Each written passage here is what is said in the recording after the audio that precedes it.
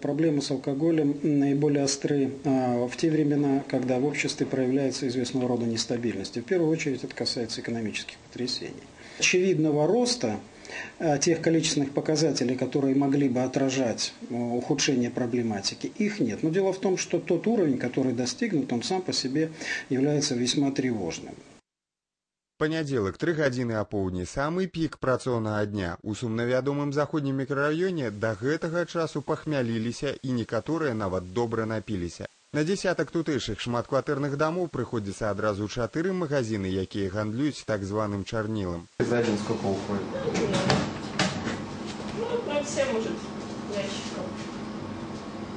5 уже. А 0,5 сколько? Может, ящика 3-4.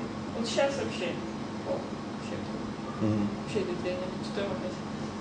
А почему так? Нет, денег нету, наверное.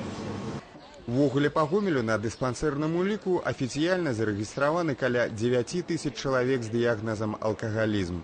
Пятая частка – жанчыны. Першынства па п'янству трымае Новабелецкі раён, потым Чыгуначны і Савецкі.